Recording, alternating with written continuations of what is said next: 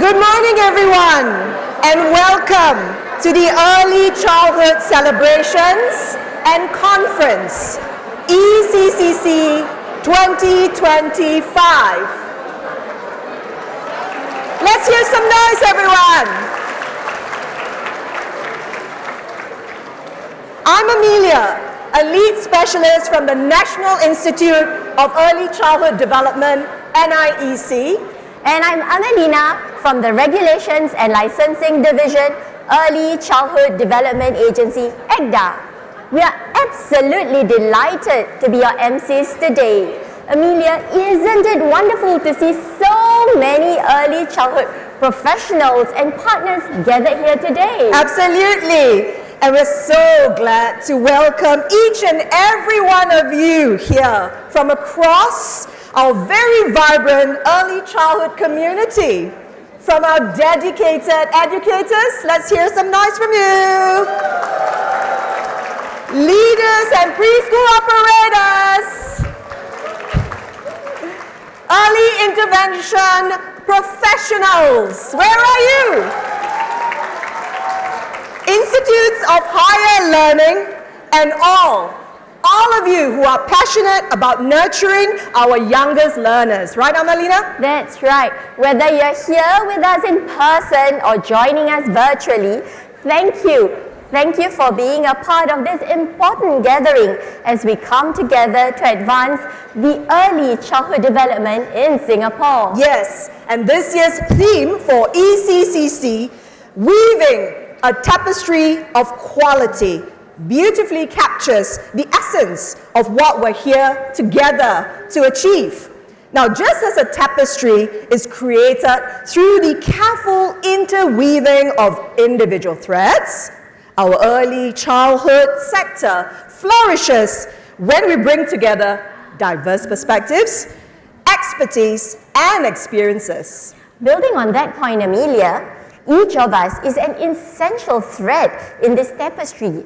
Together, we will weave something far more beautiful and resilient than any single thread could create alone. Yes, and to begin the conference, we are pleased to welcome the Chief Executive Officer of the Early Childhood Development Agency, ECDA, Ms. Geok Boon, to deliver the welcome address. CE, please.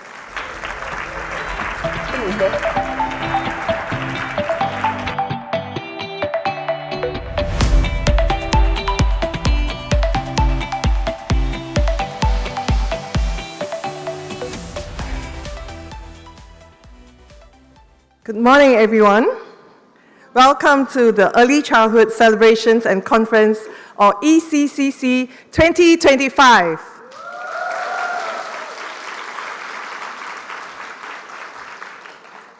This is my first ECCC as the CE of ECDA, and I couldn't be more excited to be here with you today.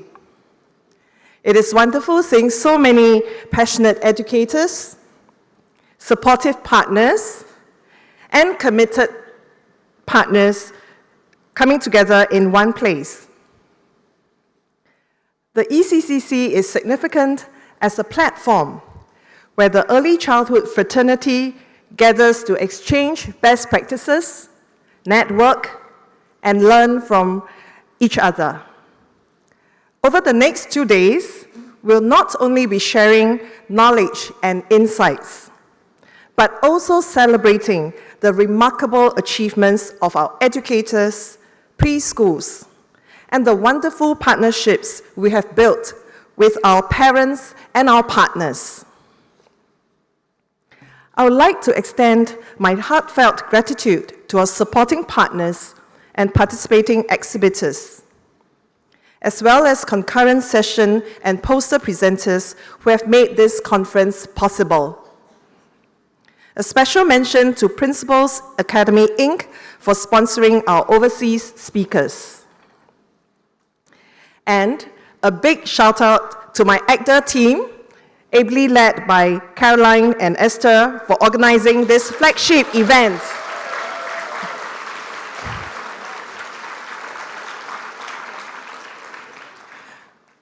Our theme for this year, weaving a tapestry of quality, captures the essence of what we do in early childhood. Just like a tapestry, our sector is made up of unique strands, each contributing diverse perspectives, experiences, and strengths. When woven together, we create a rich, vibrant, and enduring foundation that supports our children's lifelong learning and holistic development.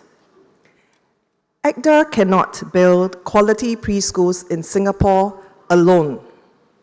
Our strength lies in how these various parts are woven together through our shared vision and collective effort of our stakeholders here. First, our preschools provide the foundation where our children's earliest learning experiences unfold.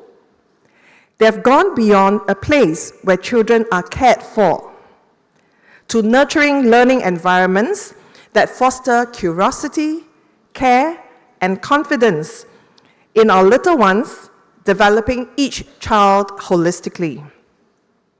Every classroom, every playground, every corner becomes a space where magic happens daily. Second, our educators are professional practitioners who shape young minds every single day. Your love for children, empathy, and resilience shine through as you collaborate with peers, parents, and other stakeholders. Your dedication to pursuing professional excellence and continuous improvement is truly admirable. I was inspired by my recent meeting with Maylin, fondly known as Miss May by children under her care. Miss May is an English teacher at Little Seeds Preschool. Her journey in this sector began all the way back in 1984. Some of us weren't born then. She shared that what has kept her going all these years is seeing the impact and change she can make in every child under her care. What struck me most wasn't just her 4 decades of service, but her unwavering belief of the purpose of this profession and her belief that no child should be left behind, regardless of their starting point. And this is why we continue to recognize the meaningful work you, our educators, do as the 1% of Singapore's workforce. You are making a lasting impact on our children and our nation's future.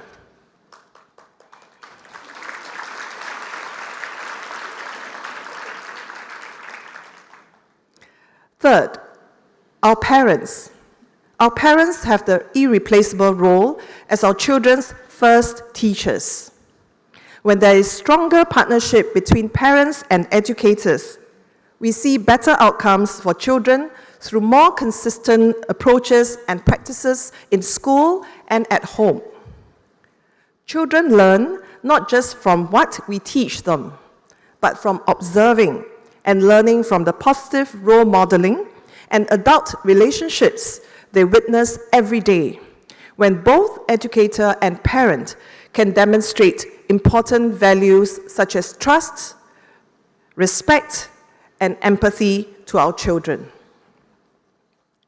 Finally, our partners serve as enablers of excellence. Our community partners, academics, and partners from government agencies, locally and beyond, are key stakeholders who help enable excellence across the sector. Your contributions and shared belief in our sector continue to advance our vision of quality early childhood in Singapore.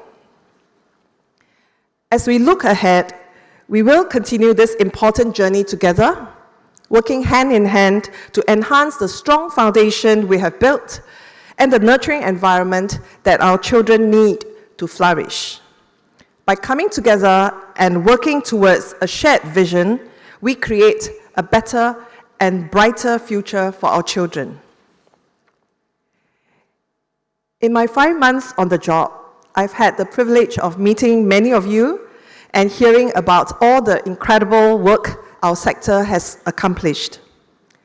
I look forward to connecting with more of you, celebrating our achievements, and learning together over the next 2 days. I wish all of you a very enriching conference and joyful celebrations. Thank you.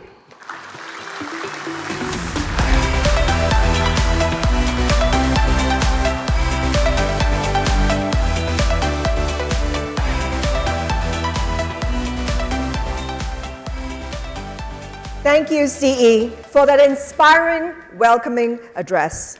Now, your words truly capture the spirit of collaboration and excellence that defines our early childhood sector. That's right, Amelia. And now we have the honor of hearing from Minister Masagos Zulkifli, Minister for Social and Family Development, who will be delivering his opening speech via a special video message. Minister Masagos continues to champion the importance of early childhood development in building a stronger Singapore for all families. Ladies and gentlemen, let's now give our attention to Minister Masagos and his opening speech. Welcome to the Early Childhood Celebrations and Conference 2025. While I may not be able to join you physically, I'm heartened that early childhood and early intervention professionals have come together today as a fraternity united by the commitment to give every child a good start. As a sector, we have done well. Over the last decade, we have set strong foundations in building an early childhood sector where children have access to affordable and quality preschools. First, we are on track to achieving our commitment of ensuring that 80% of preschoolers will have a place in a government-supported preschool by end 2025. We have almost doubled the number of full-day preschool places from around 120,000 places in 2015 to around 220,000 places in 2024.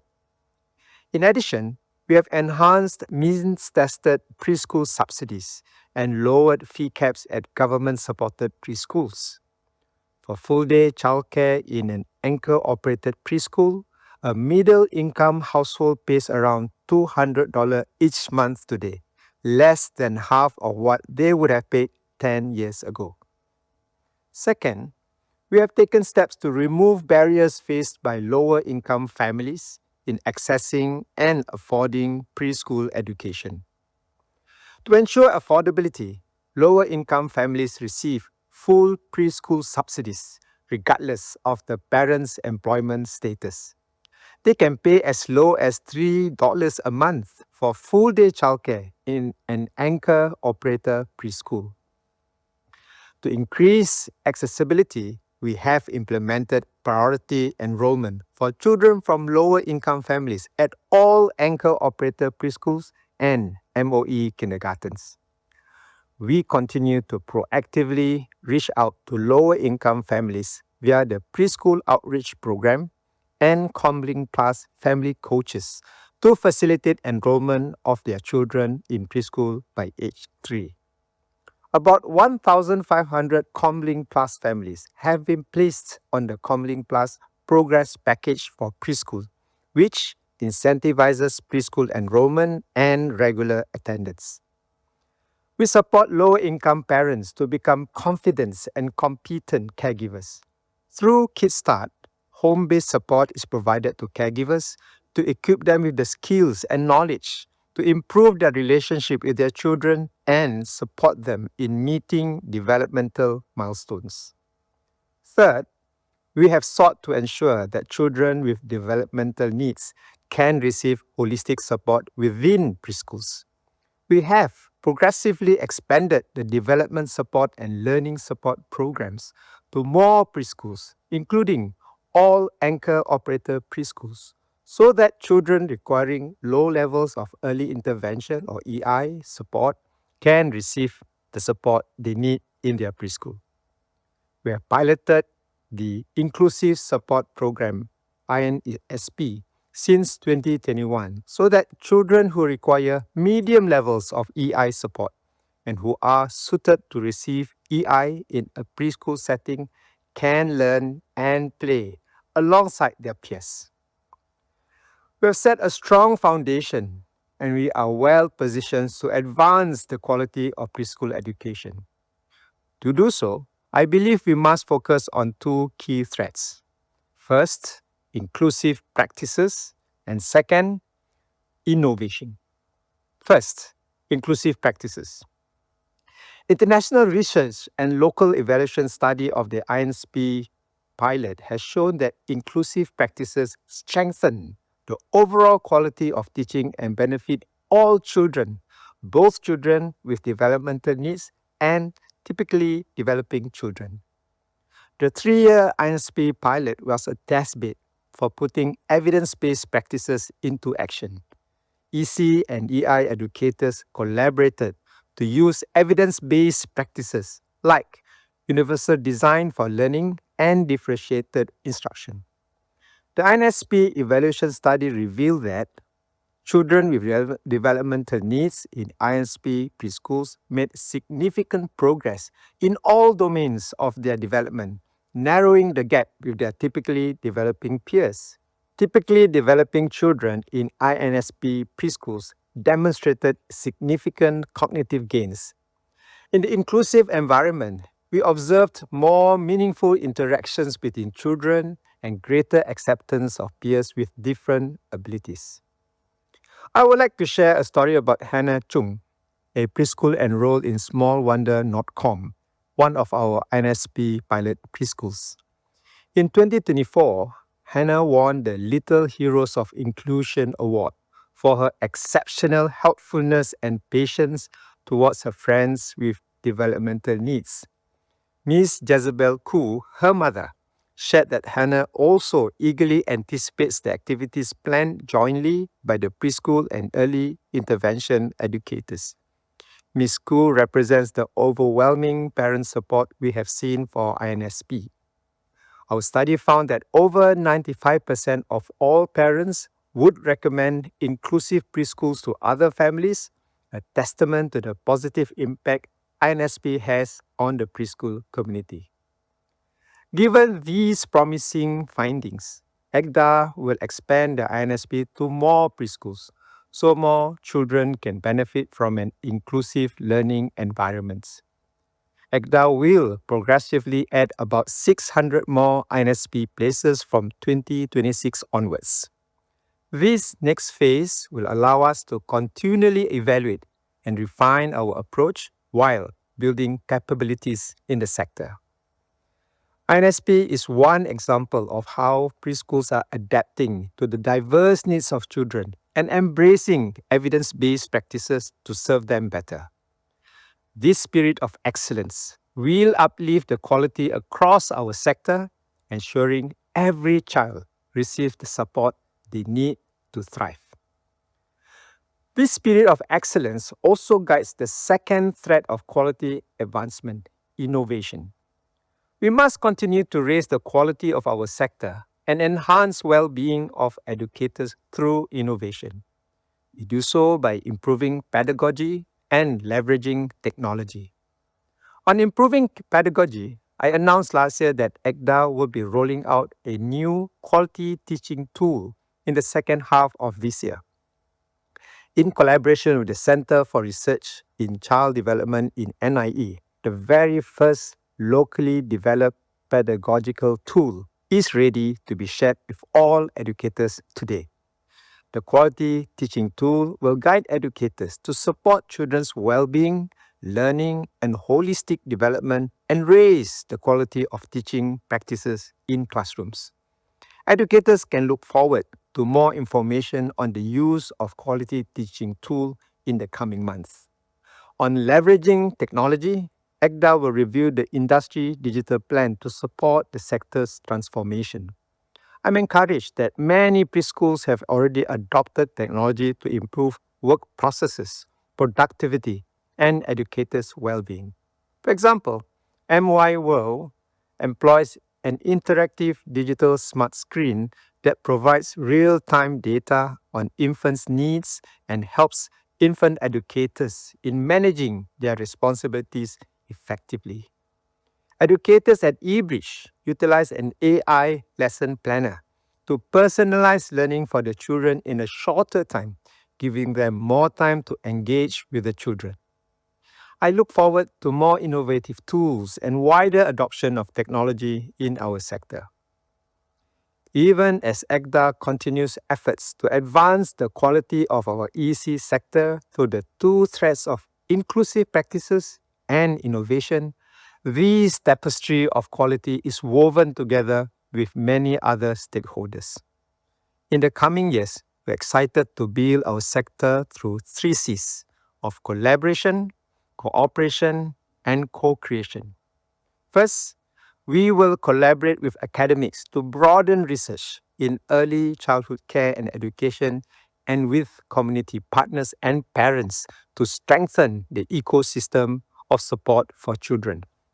Second, we will cooperate with partners from neighboring countries to curate exchange and learning opportunities so we can learn from one another. Third, we will co-create with preschools and like-minded partners to improve programs and build capabilities, as well as encourage and enable adoption of technology to support our sector. To all of us here today, we can take pride in the strong foundation built in our sector over the last decade. As we forge ahead, ECDA will continue to lead in making quality advancements and fostering stronger partnerships with preschools, educators, and parents. We are all valuable threads in this shared tapestry of quality, and I commend your contributions. Thank you for all your hard work and dedication. I wish you a fruitful and enjoyable Early Childhood Celebrations and Conference 2025.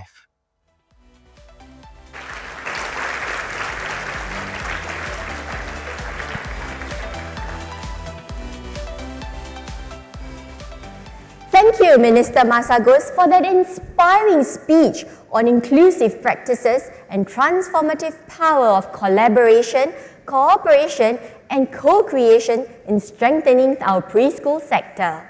Now, before we learn our ABCs or count to 10, there's something even more fundamental shaping our brains, our emotions. Now, we all know children learn best when they feel safe. But what if we told you that this isn't just a nice idea, it's neuroscience? Neuroscience? I think that's absolutely true.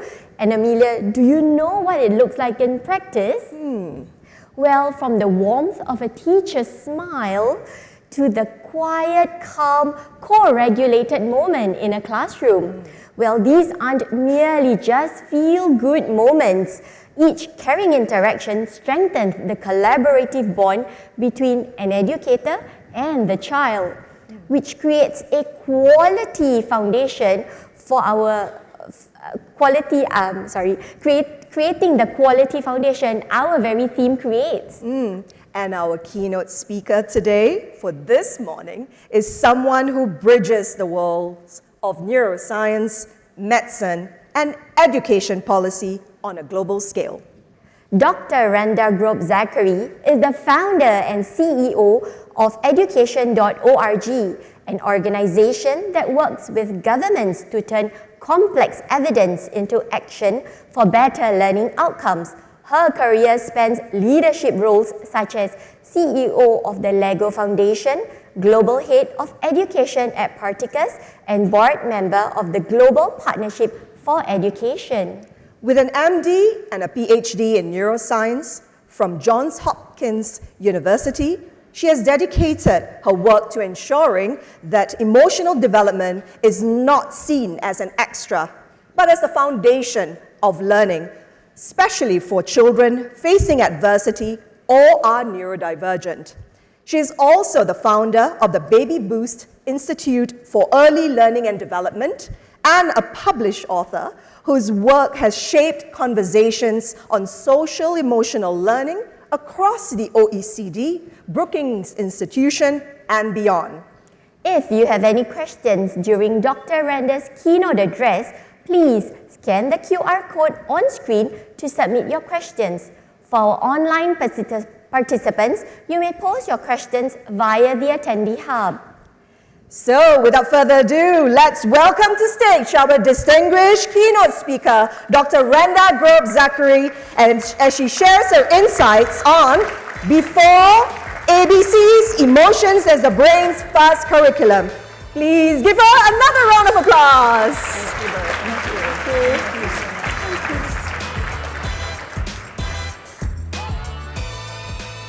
Great to have the music. There's no reason the celebration can't start now. Good morning, everyone. It's such a pleasure to be here with you. Before we dive in, let's do a little warm-up together. I'd love to know how everyone's feeling today, so I'm going to ask you, and for those online, if you're feeling great, I want to see you point your thumb up.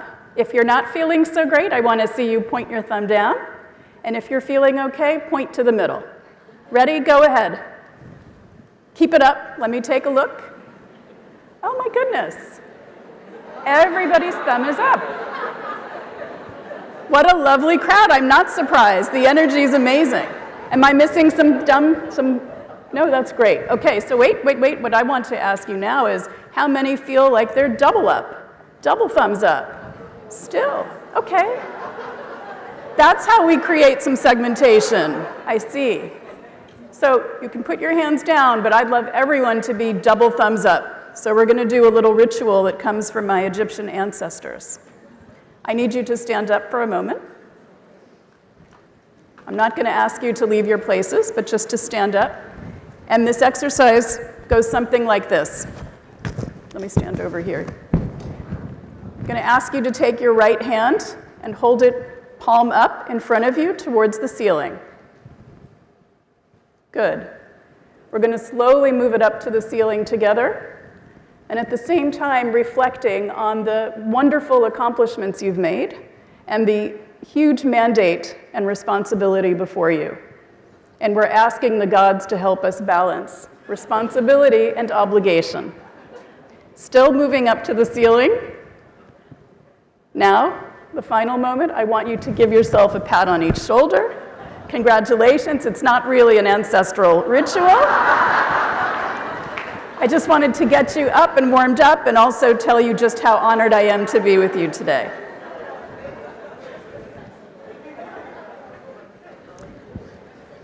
Okay, back to business. Although, as we said, emotional safety is part of business, so it's all part of the plan. I want to thank the ECDA organizers and the Ministry of Social and Family Welfare for organizing this and for hosting me here this week. It's been wonderful. In particular, I would like to thank Deputy Secretary On Ai-hwa and CEO Geok Boon. Thank you very much, and your teams have been amazing this week. I also want to acknowledge folks in the room. I'm going to ask you to cheer when I call your group. I'm echoing what Amelia did, but I think the room is now more full, so I expect a little more spirit. So we have early childhood educators. Where are you? Woo! Perfect.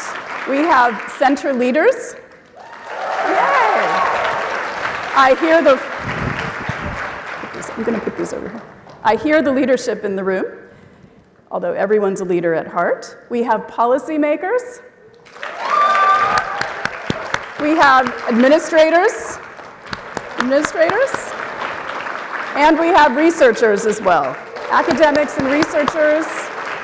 And we have folks online, so we'll cheer for them. We want them to feel present in the room, everybody online. It's great. So with that, I just want to share here, of course, it takes a village. I'm wearing the sticker I was given by the ECDA team and NIEC. It takes a village, and I can see the village has mostly shown up today. And if everyone came, we would probably need another hall. Thank you for working with me on this warm-up. I want to tell you how honored I am to be with you today. And you heard a bit about my background. I wanted to share with you that I feel so privileged to be here with you today because I left medicine many years ago. I believe the work you're doing is among the most important roles in the world, the most important work. And To keep it very simple, I left medicine because I realized there are just too many children whose communities do not yet understand or act on the criticality of early childhood development and support. In every country, there's just too much of a gap, and I felt I would like to dedicate the next part of my professional work to this. And I've learned over this past week in meeting some of you, I hope to meet many more of you today, many of you did not start out thinking this is what you would do. Many started in different fields and have found their way here because they have a high personal motivation. So whether you started with this plan or you found yourself here, I have seen so clearly the profound commitment and dedication this group has, and I want to applaud you for that. I also want to applaud the work that ECDA and MSF have done overall with all the supporting agencies and departments. Singapore is seen as a leader in education and in early childhood. The quality and cohesion, even though you still have the ambition to improve, is so highly respected in the world and is a great model for many seeking to strengthen their own early childhood offerings. So my feeling is, regardless of what people celebrate about PISA and Singapore's results with PISA, I feel if there were a baby PISA, but don't get any ideas in your head, we're not proposing that, I think Singapore would also lead if there was a baby PISA, if there were a baby PISA. So just to share here before we go into the core content, I'm so thankful for what you're doing because it actually is so helpful for others around the world to see and learn and adapt.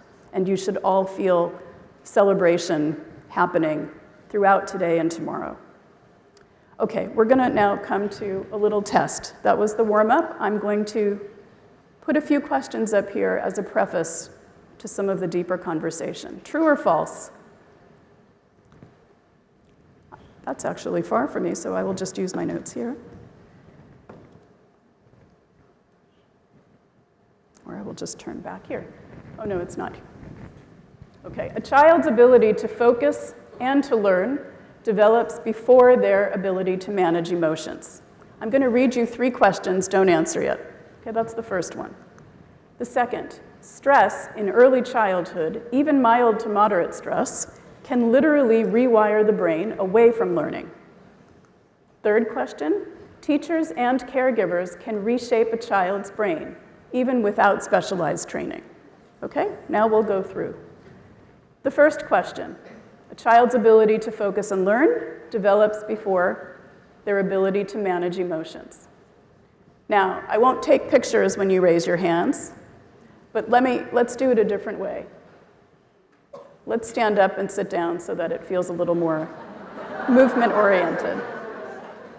No judgment, though. I'm asking questions. I'm sure many people know these things, but some might not have seen them, and that's the whole purpose of being here. So this is a very safe space, and it's also playful, and I'm giving you questions where you could make the argument either way, depending on your experience. Okay, so first one, true or false? If you think it's false, stand up. A child's ability to focus and learn. If you think it's false, stand up. If you think it's false, I'm starting with false to check that you're listening. Okay, have a seat. Go ahead and sit down. How many think it's true? If you think it's true, stand up. Okay, good. And if you don't know, thank you, you can have a seat. I have sparked something. I did not expect it to be so controversial. I love that. And if you just didn't know or didn't feel comfortable to take a position, you can also stand up. It's good to be open and honest. Nobody? Did anybody abstain? Okay. Here we go. It's false. And I'm not going to explain all of it now. It's going to come clear in the next few minutes of our conversation. Because of the rumbling, let me just say this. I feel obligated to follow it up. Emotional regulation and focus, if I can have your attention, both are part of executive functioning, yes, but they develop in a sequence and in early childhood, but we'll come back to the details in a minute. And it's important for the climate that caregivers set. That's why we wanted to show this here. Stress in early childhood. I'm going to go ahead and show you since we took some time for the first one. But I believe most of you have heard this before. Stress in early childhood, even if it's mild, can actually rewire the brain if it's persistent. And that rewiring can really inhibit learning. The third one, teachers and caregivers can actually reshape a brain. This, I think most of you know, but it's not necessary to have specialized training. It is true that even without specialized training, every emotionally attuned interaction can reinforce pathways for resilience and learning, and the opposite is true. Actions that unintentionally or intentionally are provoking stress can also inhibit that behavior from happening. Okay, so before we move on and go into why some of these things are true and the neuroscience behind them, I just want to summarize the key messages for the next few minutes. Have you heard of the movie Three Truths and a Lie? Or the game? It's a game, not a movie. 3 truths and a lie. What we're going to do is 3 truths and a tie. We're going to have 3 truths and something that links them together. The first truth is that, let's just go through here. No, let's go. The first truth is that emotional development is the first step of learning. It's not peripheral, it's not optional, it is actually learning. Emotional development is learning, and it is a prerequisite for academic learning. The second truth is that stress rewires the brain away from learning. We'll explain them in the next few minutes. I just put the truth out there.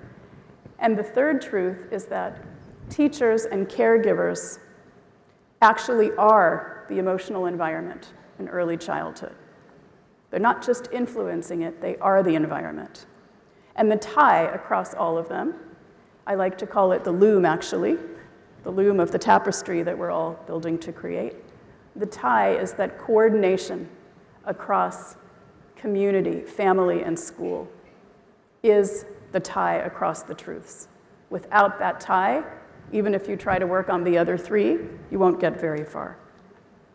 So let's move to truth 1. I mentioned that emotional development is the first form of learning. Let me explain a bit why, and believing that when we know why, we have greater motivation to support it. I'm going to go a little bit through the development of emotional learning. And this will also help us understand why is it that focus develops after emotional regulation, as we said. So some of the things I say now will be familiar to you, but I will supplement with some things that could be new. And I want to please excuse myself to the researchers in the room. We will not be addressing every little exception. We will be addressing the main points. So I know that some of you may feel, oh, we would want to be a bit more nuanced. We can do this in the master class or in the hallways, but it's really important that the bulk of our audience today gets the core messages. So we are born as a child, as a baby, with all the neurons we will ever have in our life. All the neurons, very few exceptions. However, we start reducing the number of neurons we have and formulating pathways for specific functions as we grow. This is so important because what makes those nerves functional is the connections. It's not just having nerves in the brain, it's that they're functional with connections. Now, you've all heard, and you know, otherwise you would not be in this field, that experience shapes brain development. Now I'm going to explain why. And it's just a bit technical, but it is, once you know this, it's hard to forget. It's impossible to forget. The nerves are covered, mature nerves are covered by insulation called myelin. And myelin is what helps a nerve to conduct its signal much more quickly and effectively. Now, myelin is developing across our life, but its very, very critical period is in early childhood. We're not going to call on you or put you on the spot, but when I talk about myelination and staging, does the number 1,000 mean anything to you? Professor Bonnie, you don't raise your hand. We know you know. But just by nodding heads, does this number resonate with the group? This is meant to symbolize the first, or it is reflecting the first 1,000 days of life. And the concept there is, if you can change the first 1,000 days, you change everything.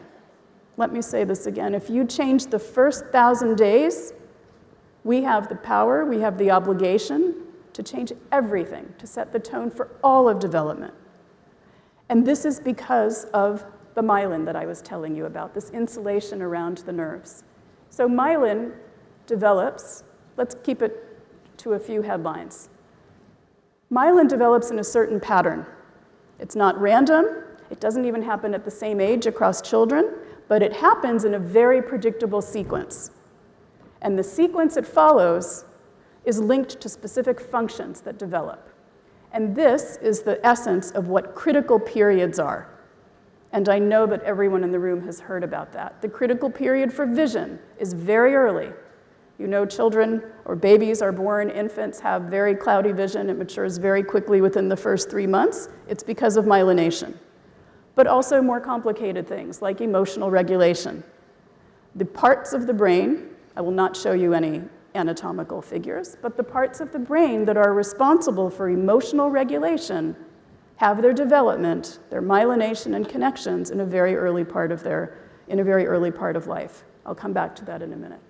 So 1,000 days, and even to the first 5 years, is to remind us we are born with all the neurons we will ever have. What is so rapidly developing in toddlers is not the number of neurons, but the connections between them. In fact, at the age of 2, let's do another little quiz. I think it will be more fun. I'm going to give you a few numbers of how many connections you think form per second in a 2-year-old. Okay? No, if you will be shocked by this if you haven't heard this before. Okay, just to give some extremes. More than 10 million, between 1 and 10 million, 500,000. Okay? 500,000, who thinks it's 500,000? Obviously, the way I framed it, no one's going to put their hand up. Who thinks it's more than 10 million? Who thinks it's between 1 and 10? It's roughly 1 million per second. I just want to get you in the flow, but this is something you should really keep in mind for the key message that emotional development is learning. And it's happening in early childhood because the parts of the brain responsible for those types of activities are having their critical period, the most rapid period of myelin development and connection formation in the first 5 years. This is why we titled this talk today, and why the team invited me to speak with you about the first curriculum. A child's curriculum does not start with literacy and numeracy, and I think we all know this intuitively. But if you remember the true-false question, emotional regulation versus focus. Let's separate those for a minute, because especially in this age group, the age group of the children you work with, not your ages, it's very important and different. Between 0 and 3 is the critical period for basic emotional regulation. And that means the ability to pay attention, the ability to take notice of something, and to manage one's reaction. And also, if necessary, to reset yourself. That is a step before focusing, which is a higher level of executive functioning. Focus, you can imagine, focus requires a bit of working memory. What am I doing now? How do I stay on target instead of getting distracted all the time?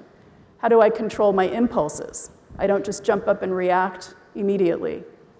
And other things related to this, monitoring your own behavior.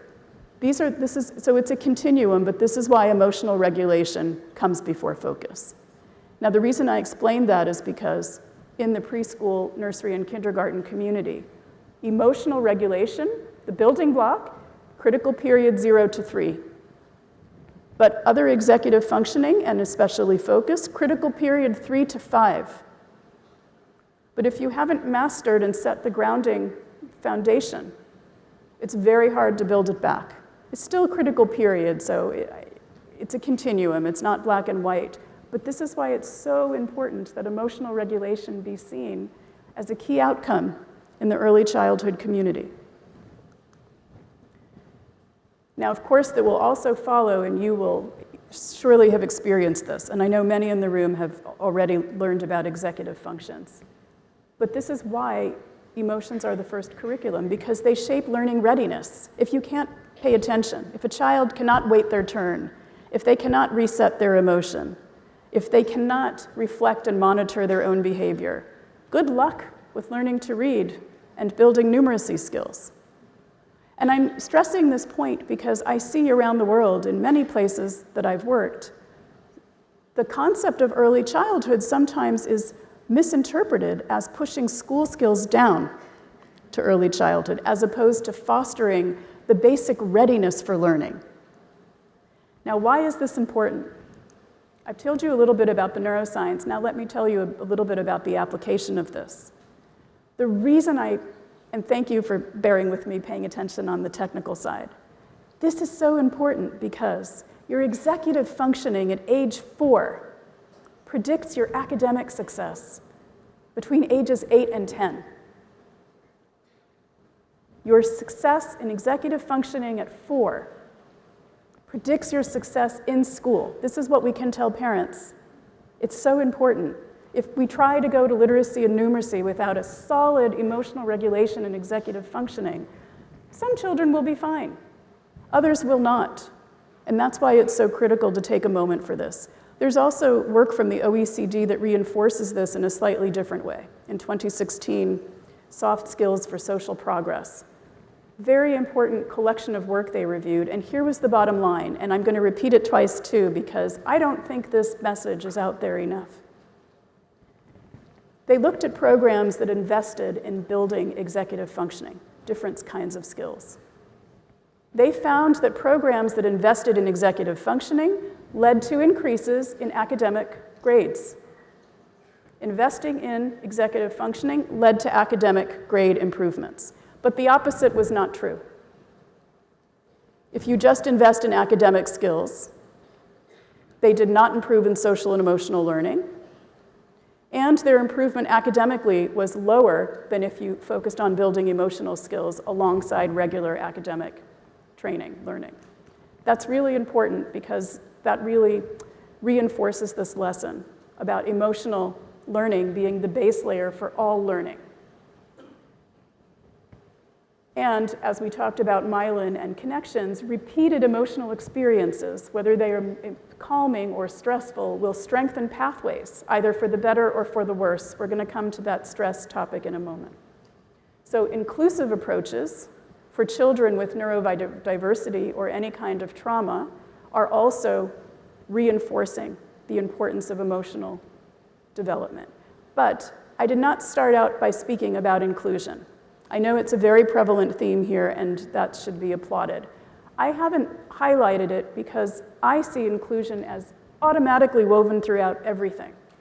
If we are focusing on emotional regulation and emotional learning being so fundamental, we will reach every child.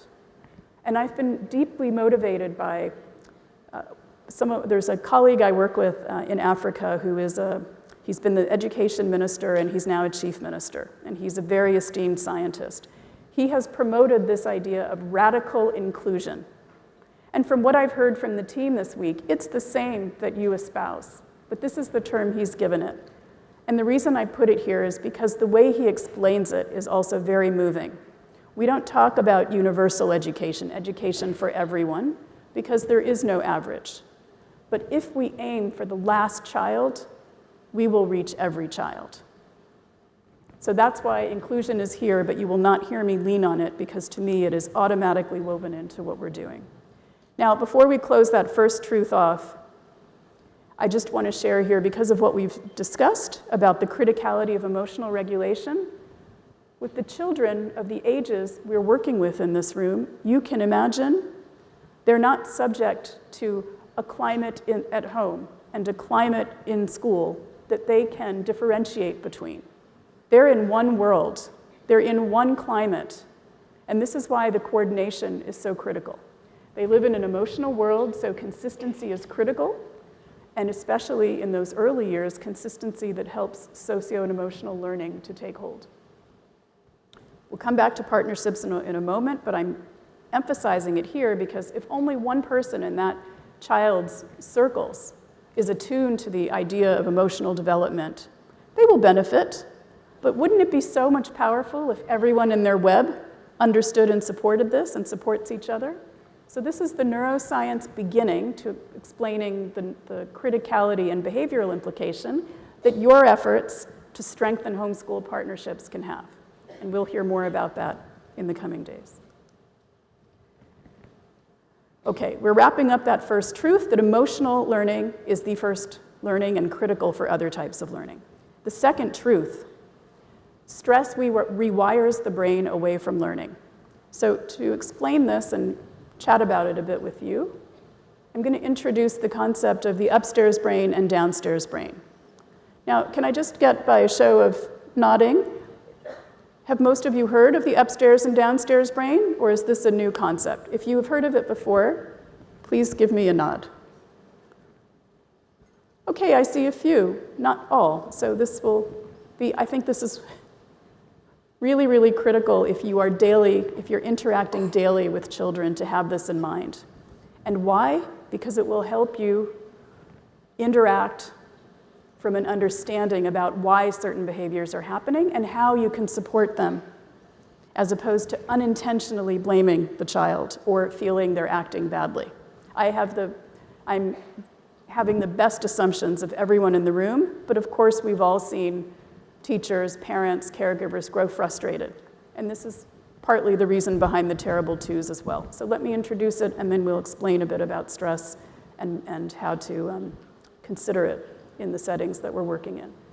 The upstairs brain is mostly the cortex. I won't use all the anatomical terms, but let's just say the top and the front of the brain is really responsible for higher order thinking, processing, cognitive processing. The lower part of the brain are more the behaviors that have to deal with fight or flight. Now, even though there are hormones in the body that regulate some of these responses, this is the way the brain thinks of them, a very simple schematic. Upstairs, calm, thinking, rational, emotionally regulated.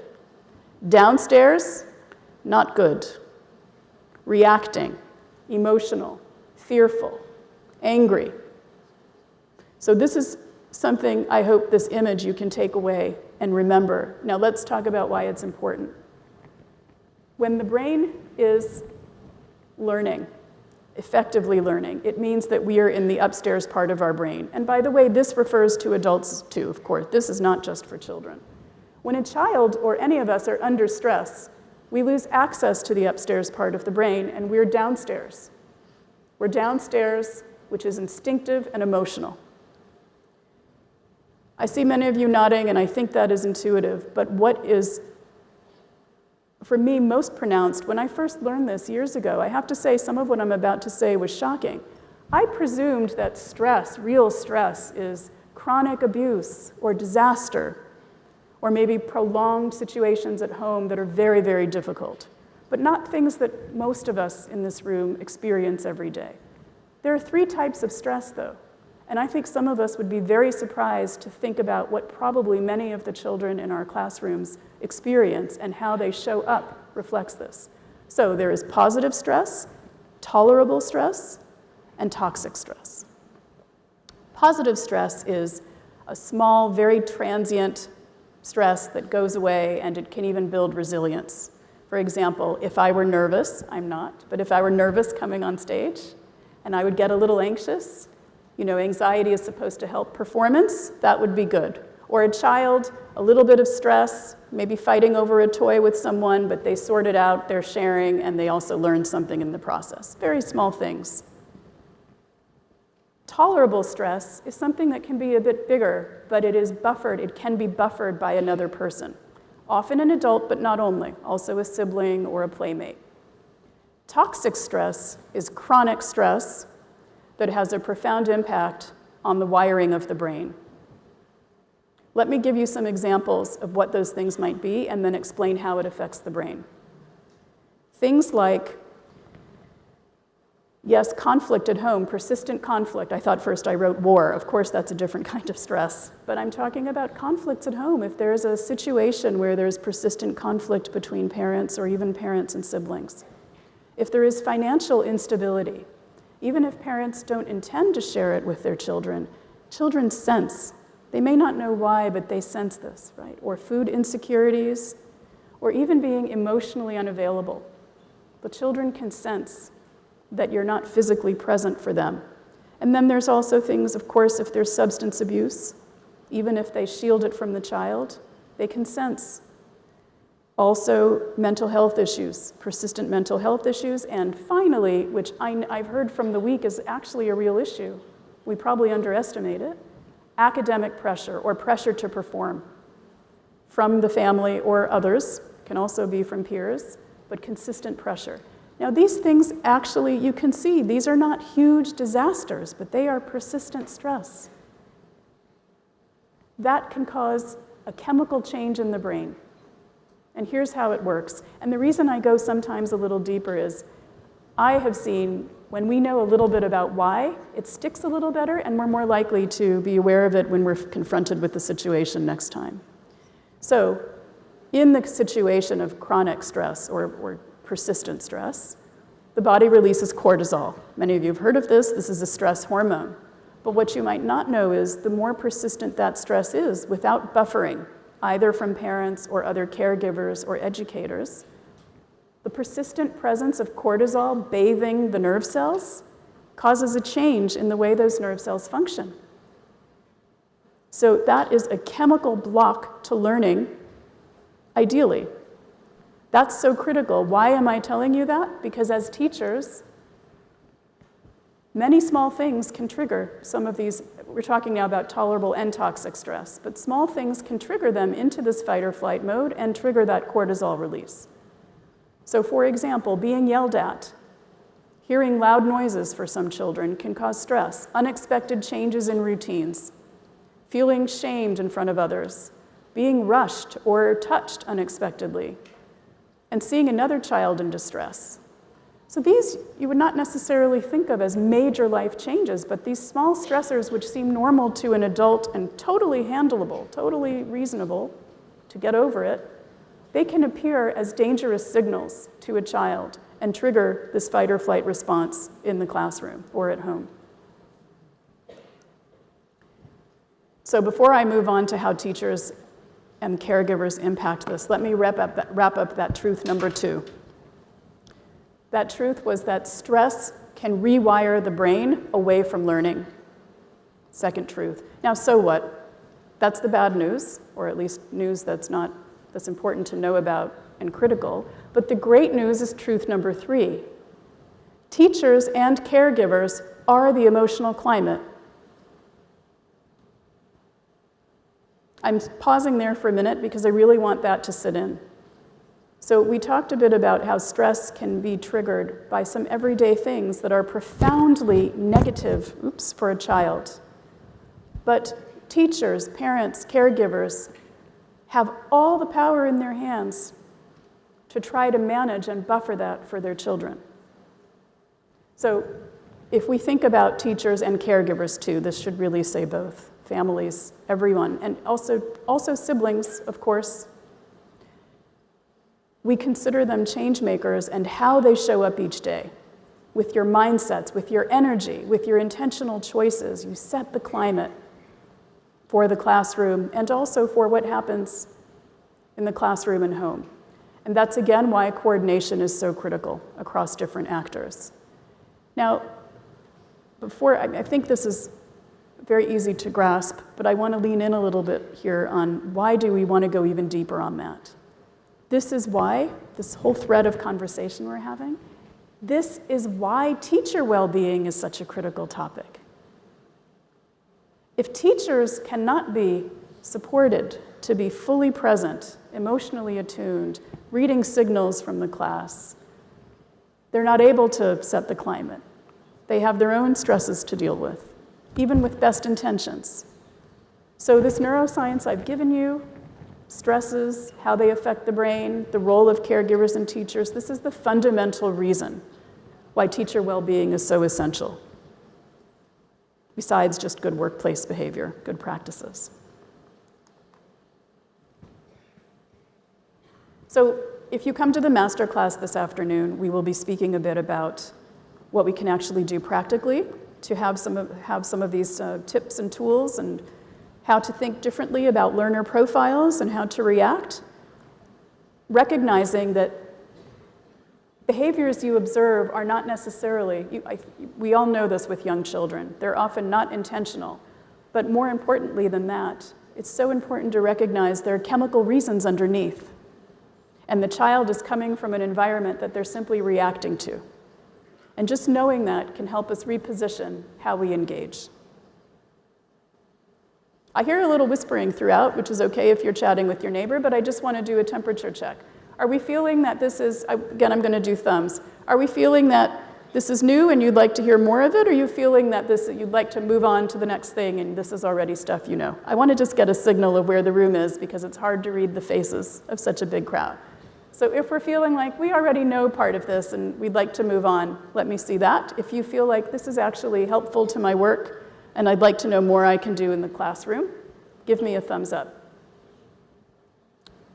Okay, good. So then great, thank you for that. Then I'm taking it as either you're shy or you're chatting because you're thinking about strategies for your classroom. Okay, so when we move to these next few topics here, it's all about how can we in our roles with children keep them upstairs. It's not possible. We're never always calm and logical, adults, children, of course not. But the goal is how can we bring them back upstairs and keep them there, knowing it will not always be the case. But when you think if a child is melting down or you have other conflicts in front of you, recognizing that at that moment, this is the part of the brain that's working, not this part, it can really impact your style of communication and also give you the presence of mind to stay upstairs as a teacher or a parent. I mean, to be clear, we all lose our temper or have a reaction that we might not repeat. It's normal and common human behavior, but remembering that our goal is to keep the child up, get them upstairs is really critical. So some very small examples in the classroom. We'll do more this afternoon if you come to the class. If you observe a child that is having a very angry or very sad, giving them the space to name their emotion out loud gives them the opportunity to be seen, not to be scolded, but to be seen, and to also bring them upstairs by asking them to express how they feel, whether they're verbal or pre-verbal. I saw wonderful things in the school visits of nonverbal tools to show emotion. Whatever stage they're in, asking them to think about that already starts to bring them upstairs, to get rid of the fight or flight response. The second is routines, and I'm sure you've seen this from our own children if you're a parent or in a classroom. Routines are very important across the age group, actually for many people, but especially in this age group, and also wonderful routine schemes on walls in the site visits I saw this week. What I really loved were the few examples where there was a core routine, and then at certain places there was an alternative, so that children could see, they could predict, okay, this is the normal, but if we don't do this, we will be doing that or that. That's really important to keep routines consistent, and when we know they're going to change, to do our best. It's not always going to be possible, but to do our best to give a signal, to give a little bit of forewarning, this is coming. And if you have a child or children who are especially sensitive to that shift, letting them know this is coming. Something as simple as, I'll use a really simple example. Perhaps, I worked in a preschool once where they used to sing a song every day for a week. They would learn it on Monday, they would sing it, and they would change the next week. And there was always a child in the class who was devastated that they would change it on Monday. Devastated. So that teacher learned very quickly to explain Friday afternoon, we're going to switch to this song on Monday, and I'm going to let you hear it first. So when the child came back, not a big deal. They were able to participate. Now, this is a small example, but if you are a teacher or a parent, and you have that multiple times with the same child or many children, plus many other issues in the day, removing as much of that as possible really creates a space that is easier and lighter for everyone.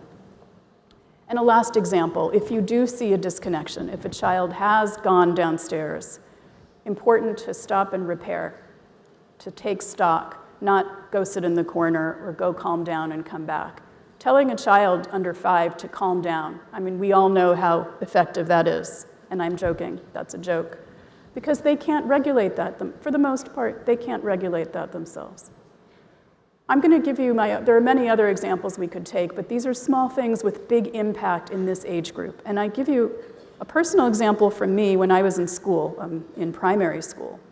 But I never forgot it. I never forgot it. I was in math class, and I loved math. I was not necessarily super good, but I loved it.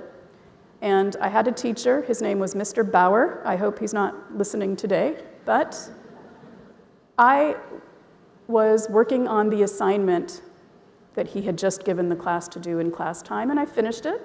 So I went to the next page and started to work. And then at the end, when he asked everyone if they were done with the first assignment, we looked up, yes, Mr. Bauer, we're done. And then he started explaining the context of the next page.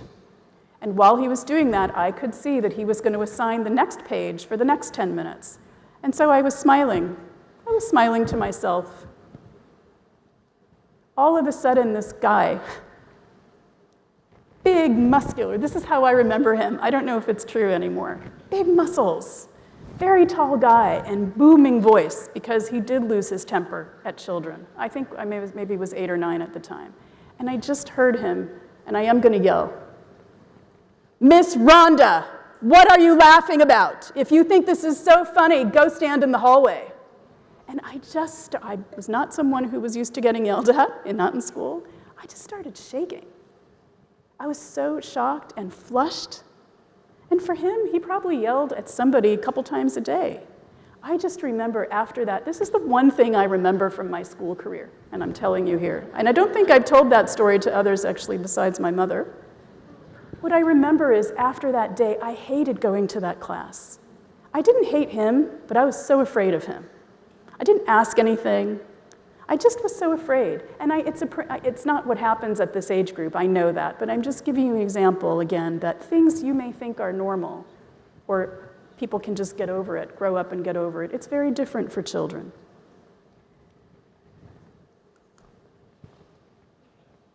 So if we continue here with closing off that truth, that teachers set the emotional environment. Again, to repeat the message that, teachers and caregivers, please, I really am getting, this audience today I know is mostly teachers, but I really want to emphasize this is the whole caregiving pool. And this can also be really helpful in your parent-teacher evenings to understand all the things we've spoken about. If only one party in that web, in that tapestry, is living some of these values, then it's not effective enough for the child to feel the full benefit. Children live in one emotional world. We have the opportunity to make it a safe one together. Now I'm going to close on this point with why neuroscience-wise that makes sense. We talked about stress. We talked about critical periods. It's intuitive for all of us to understand. Of course, a child sees no real learning differences between school and home. But you can imagine also that's true for the brain. The brain is not actively developing its connections and myelin while it's in preschool, or opposite at home, and then coming to the other environment that might be chaotic, disruptive, or stressful, and then changing. It doesn't happen that quickly, and also the child does not regulate across those different environments. And this is why it is so essential, and I'm very appreciative to see how high of a premium you are putting on building homeschool partnerships, because the neuroscience for why that is important is clear. It's not so strongly understood, but it's clear. And therefore, I really want to congratulate you in seeing the importance of that. And to close that point off, the reason, if I can just make one last statement on this part, coordination is a component of quality in early childhood. It is not a nice to have. I think you said this also, CEO. It's not a nice to have, it is essential, and it is a component of quality. And the more we can understand there is a science behind that, I think we will be much faster as a global ECD community to build that. So let's start to wrap up here. If we've gone through a couple of truths, we've done 3 so far. We've mentioned that emotional development is is learning, and emotional learning is the preface for other types of learning. I'm now echoing some of the things on the slide, but I'm using different words on the slide because some people respond differently to different prompts, so I'm just mentioning the truths here. So the first one about emotional development. The second, stress rewires the brain. There's an upstairs and downstairs brain. The more stress and chronic and persistent it is, the longer we are in that downstairs part. But even if it's not chronic, everyday stresses can trigger changes in learning. The third key truth is that teachers and caregivers are the emotional climate. They don't just influence it, they are the climate for young children. And the fourth, which is the tie. I told you 3 truths and a tie. That's point 5 here. The tie, or the loom of the tapestry. If we think of this, you can't have a tapestry without a weaving loom. For me, the coordination is that loom, and that provides the fundamental and cross-cutting activities that enable anything else we're doing to work, to succeed.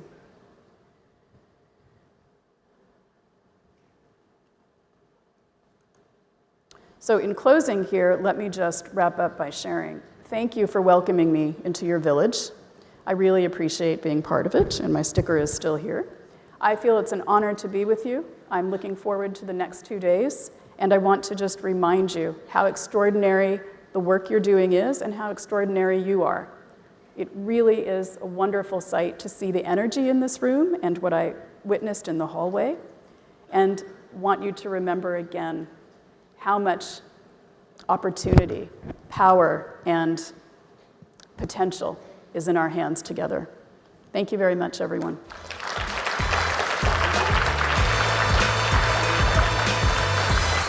Thank you so much, Dr. Randa, for that inspiring and thought-provoking keynote. Let me just gesture you here for our Q&A session. And I think we all can agree that, okay. Is this okay? Now, yep, this is fine. Okay, sure. I think we can all agree that, we're already starting to reflect on these everyday interactions that we're having with our children, isn't it? And that how it can shape emotional safety that you've aptly shared with us. So, everyone, we do have the opportunity now for our Q&A session, where you can ask Dr. Randa some questions, and we can have a discussion on what she shared with us for the keynote. So for audience members, you do have some microphones around, all around the venue, and we warmly encourage you to approach the microphones and ask any questions that you have to Dr. Randa, and you can pose them directly to her. But Dr. Randa, I think we'll give them a little bit of thinking time so that, they could get their brain juices going for questions they have for you. But meanwhile, wow, we do have quite a few online questions. So if it's okay with you, Dr. Randa, allow me to maybe start off with our online question. This question has a lot of votes. I think I need to do it justice. And answer the question. So basically, this first question states that many parents and educators struggle to hold space for big emotions and co-regulate because they never had that shown to them. So how can we grow this capability apart from going for expensive private therapy? What a wonderful question there. That's a beautiful question, and let me share first some examples that I've seen in the field, but then a really practical one that is not expensive. Yeah. In some of the environments I work in, we see children in refugee camps, or children who've been chronically displaced, or in ultra-poor settings. And there, for almost any childhood intervention these days, there's always a component of parent support, psychosocial support for parents and teachers. It's almost goes hand in hand now almost every time, because it's been seen that without that, you can't really have a lasting impact, or you may have an impact with the child, but then it goes away within a few months. So just that's the backdrop for what I'm going to suggest. I'm going to pose it as a question, but we have seen when parents are part of the learning journey, they can learn these things. Even though their critical periods are gone, it doesn't mean that we stop learning, right? So a child is like a construction site, but parents and adults are more like repair and maintenance, still essential. Okay, so with that in mind, for the groups here, all of the parent-teacher engagements or the group settings, the beginning of the year or the mid-year or late year, you could have group engagements that actually set forth, help parent, what I'm sharing is we can help parents to understand some of these concepts too in a simple way and bring them along the journey if the community is willing to take that on as part of the learning journey. And on one hand, that can add even more responsibility to caregivers, teachers, and they have a really full plate already. However, I would bet that that investment pays off during the year. A little bit of upfront supportive coaching with parenting and occasional check-in, and it doesn't have to be one size fits all. There could be a few situations where you know this child or that family is particularly challenged. Yeah. This is what I would suggest. Yes. Thank you, Dr. Randa. And I think it's just so important for us educators to also have that school partnership, school-parent partnership, and also with the community. And thanks for sharing that example for us. Do we have a question from the audience? Be brave. Walk over to the microphone. I won't bite. Okay, maybe we'll give them a bit more time. Meanwhile, we do have another question here on parenting. So let me just activate that. So what is your opinion towards gentle parenting versus authoritative parenting in the light of neuroscience? This would be good for me too. So you asked for my opinion, and I want to preface this as an opinion. There is not a study on this that I can point to, but I'm also speaking as the parent of 2 teenage boys. It's all context dependent. There is a moment to be, I'm not trying to get out of a hard answer, but I will give you some nuance. It is a good answer though, isn't it? No, I mean, there's a moment, there's a time and place to be authoritative. There's a time and place to be gentle. The time to be authoritative is not in the middle of a breakdown or a meltdown. It won't be received in the way that it's intended. It doesn't mean you can't say no, but the way we deliver those messages is critical, right? So if a child is about to reach out and touch a hot stove, you don't take your time and saying, well, maybe I wouldn't do that. There's a time and place, but it doesn't mean you scream at them. I'm exaggerating for the purpose of illustration. You idiot, that's hot. Get your hand out of there, get away. They might run away, but still it is not going to be received that the origin of your reaction is care for them. And same for gentle. So again, context dependent, but I think the most important takeaway there is we're not saying that authoritative parenting is wrong. There is a place and a way to deliver authority. It does not need to create stress or unnecessary stress. Absolutely. Thank you so much. It reminds me about what you said in your keynote on that co-regulation as well. That is simply important for us. Let's move on to perhaps the live audience. Otherwise, I might just get up the microphone and ask a question myself. Okay. All right. Perhaps let's have another question here from the audience. Our online audience are super active. Okay. So I'll activate the question. There you go. What about children who behave differently in school and at home? Does this mean that there's some form of disconnect?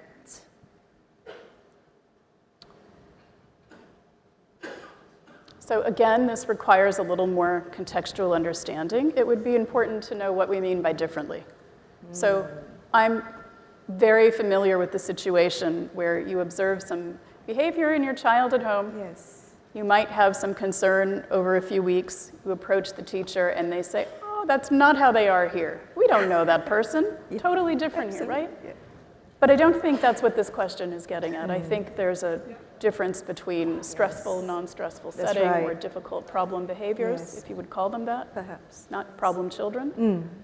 It would be important to explore. Yes, it could mean there's a form of disconnect, of course, and it could mean, or it should mean, that there would be a flag to have a conversation across the preschool educators and the parents, or to first explore with the parents what is the situation at home. Thank you. Thanks, Dr. Randa. I think on the same area in terms of how parents can actually manage that better, we have a question here I believe this is possibly from an educator. How can we encourage parents to work with us, we're assuming educators, in understanding that the same methods of managing emotions comes before all the learning? I would propose, great question, and it happens a lot in our field. It's part of the reason why I left medicine. I believe this is one of the key facts, that if it was widely understood, it would be more accepted to parents. But we have to make sure we're not blaming parents for not adopting that idea. There's a whole school system that they're aspiring to, but also is not revering this thought about emotional regulation and development being the core of learning. So that's really important first, to not unintentionally put the blame of not accepting that on parents' shoulders alone. That's really critical. And by the way, one way we've seen this handled very well, but it depends on the relationship between preschools and primary schools, or kindergartens and schools, is a relationship and understanding of how performance will be assessed in the school, so that the parents can understand those values will be appreciated. It's not that the preschool and kindergarten has one view, and then when the child goes to school, that's thrown out the window and they will be held to different standards. Now, that might not be possible in all settings. When it's not possible, I firmly believe when parents understand just half of what we spoke about today, they will be much more amenable to following some of what we've discussed and being open to the teacher and cooperative fully. But I also want to say this: we are not at all saying emotional learning should come at the expense of academic learning. We're not saying only so-called soft skills, even though I hate that term. There's nothing soft about them. We all want the children to learn, and there are also pre-literacy activities. There's phonics, there's storytelling, there's narration, but if you don't have attachment, focus, and regulation, they won't happen. So again, I think so much of it is what is reasonable, what is the reasonable role this community can have in helping to educate parents and bring them on the journey. Thank you so much. That really struck a chord with me, and I'm sure many of the educators here today as well. We do have another question online, but opening up the floor again. Have some of them maybe scanned and put them online? They might have, perhaps. Okay, we'll select. Hi, Amelia. Oh, we do. Hi. Oh, good. Hi. Great. Right. I'll try, okay? Thank you. Thanks so much for the wonderful sharing today, Randa. I'm Shai. I met you the other day at the round table. Yes. Yeah. I wanted to go back to the... Oh, thank you so much. I wanted to ask a little bit about the point you made about emotions as a baseline, and it's something that is before learning and focus. And I remember a conversation I had with a principal, and I said, if there was one thing that you could ask to change, what would it be? And the person brought out this issue of parenting. And if there was something to do with emotional understanding that parents would be the first one, right, to understand, is there such a thing, or do you know of any programs where parents are schooled before they register for school? Because this was what the principal told me. She said if there was one thing that she could hope for was that parents need to go to school first. And so it would make the work of leaders and teachers so much easier. Don't clap for that, okay?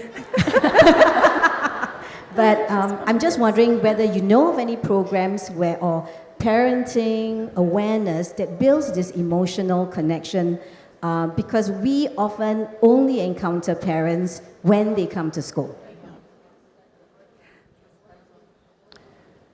So, sorry, can I go over to you? Okay. Yes. Are there any related questions online that have anything to do with that? No, it's quite a different good. and unique Okay. question. Okay, sorry, I was just clarifying No what worries. other questions are here to combine. I have seen, so not in the way that you've mentioned, Shai, not, so your child is going to be coming to preschool, take this class a week before and we'll see you a week later. Not in that way. But there are many programs. Really, I think I have seen in Africa, in Latin America, in the US, in Europe, not under one name, but different offerings that have to do with providing that type of awareness in infancy. And some with mothers, there are also rising numbers with fathers specifically. So I think in many communities, but certainly it's not widespread. And to think it's also easier to reach parents in the infancy stage, because of course they're not expecting academic skills at that moment. So it's an easier time to incubate that understanding, which of course can also be done with the pediatricians. And that also often is part of the matrix of support in early childhood. I do also think there's nothing to stop except for capacity. Okay, I'm not saying this is feasible and easy, but there's nothing to stop such a well-resourced, well-intentioned group with such high ambitions to have some parent induction program. Not too heavy, but it could be something to think about. It might be a model to consider and to test. So thanks for the question. If you want to know more, we can speak after. Thank you, Dr. Randa. Are there any similar questions from the audience? Otherwise, there is a very interesting question online, Dr. Randa, on the upstairs, downstairs brain that you talked through and explained to us in the keynote. So let me just activate this question. Okay. All right, you should be able to see it on the screen. Thank you.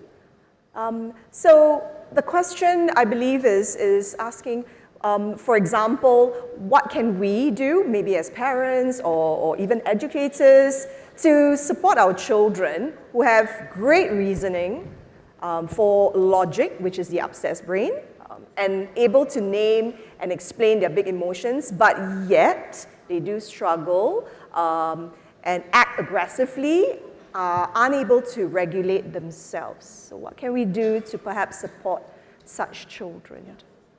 So this is a very broad question, and I'm going to give a couple of answers, or maybe one long one, because to some degree this depends on the age of the child and the origin of that behavior. So I'm glad there's one thing I wanted to mention about the up and downstairs brain that I neglected up there, and it's part of the answer here. Terrible twos. We've all heard of them, terrible 2s and 3s. The reason they exist are exactly because what we described about this myelination and development pattern. The parts of the brain, it's called the limbic system. We won't go into the detail, but the parts of the brain that manage that part of the brain that can tell itself to calm down, it's not a big deal, that part is undergoing active development between 2 and 4. The terrible 2s have a neurologic basis, and you cannot rationalize your way out of it. You cannot say, calm down, shut up, stop crying. We all know that rarely works. Let's say almost never. So if this is the case, a child who's in that window, they can act aggressively in that, let's say, meltdown moment. Is that what you say here too? Is that culturally appropriate? No tags, no negative tags on that expression. It is, if that's the situation, and it's classic, where they have a meltdown, they take some time, they can't be talked out of it, but they come out of it, there is no need for further action, even if they can describe the emotions themselves. That is part of developmental journeys, it's normal, and we can learn how to address it, but it passes. But if it's different, if it is an older child past that period, and you see repeatedly aggressive behavior despite efforts to appropriately regulate. There's also deep breathing techniques. We'll see some this afternoon, Also, sometimes by naming the emotions, as we said earlier, it brings the child back upstairs. But if you still see that does not successfully spark regulation, then it can be time for a proper screening and an evaluation, at least, to understand the root causes. So it's hard to give a full answer from just the question, but these are some of the things I would offer. Thank you, Dr. Randa. And it's comforting to know that as educators, parents, and even adults, we can actually support our children, taking them from downstairs to upstairs. Of course, with some of the strategies you've shared as well. I did see a hand in the audience. We have a question here. Hi there. Hi, Dr. Randa. Hi. I would like to ask this question. Would allowing preschoolers to experience a spectrum of emotions enhance their self-regulation? Because I'm just trying to understand that children need to feel what anger feels like, what's the feeling of jealousy is like, before they actually learn why they need to self-regulate. Thank you.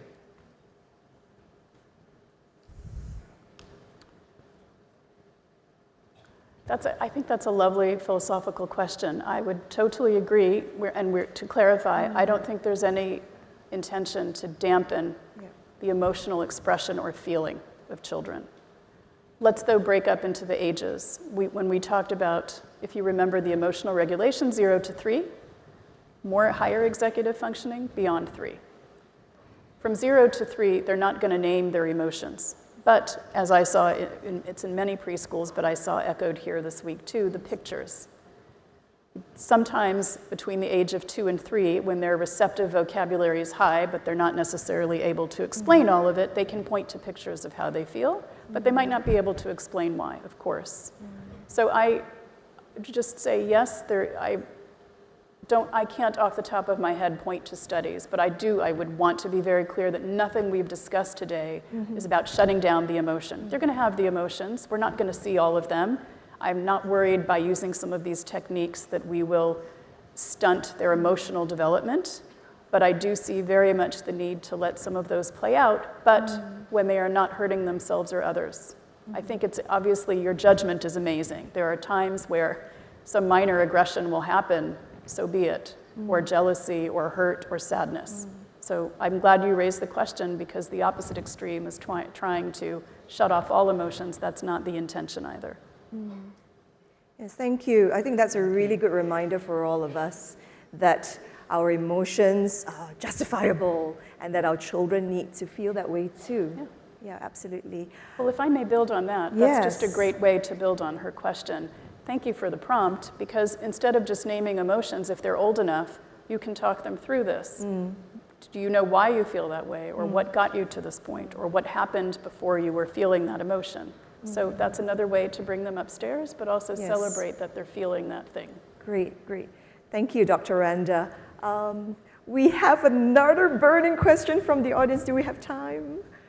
Just one last question? All right, one last question. Thank you so much. Someone from the audience? It's actually not a question, it's a comment. And I want to come back to the point about how can we encourage parents to do so-called parenting before they register in preschool.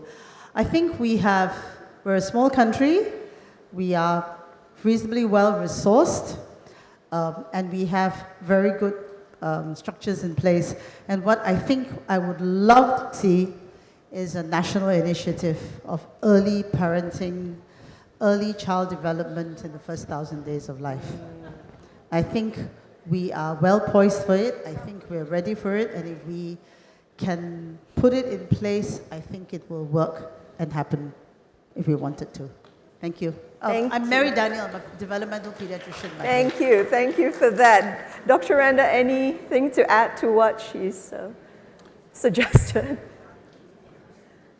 I'm going to say this just to get a laugh before we leave the stage here. Sure.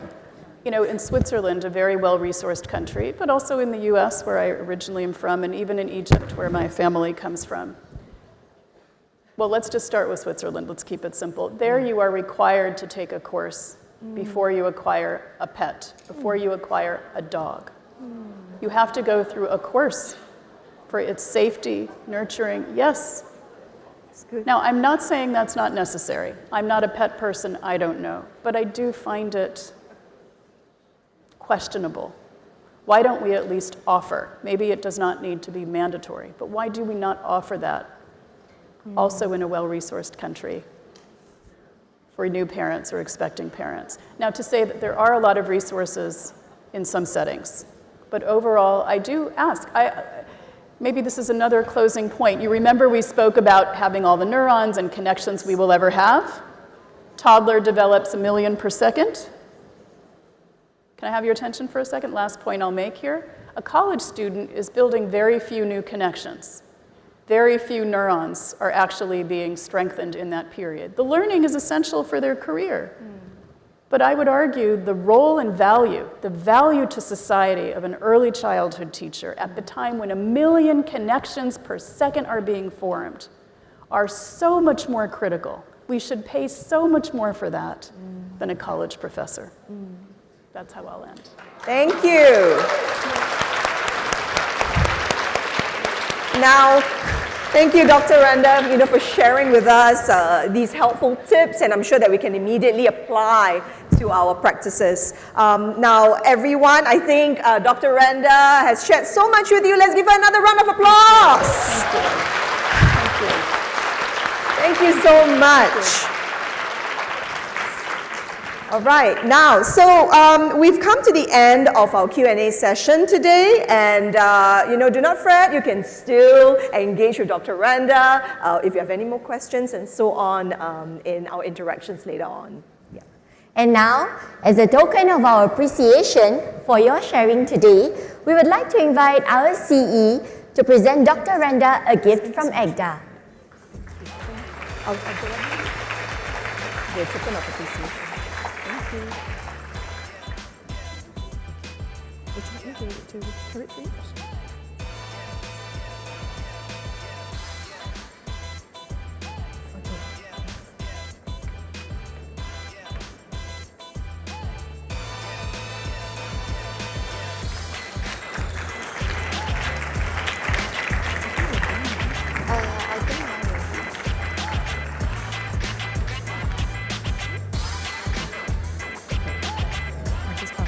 Her before I say that.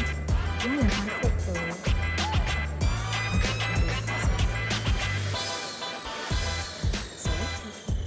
Thank you so much. Okay, thank you. Thank you, CE. And once again, Dr. Randa.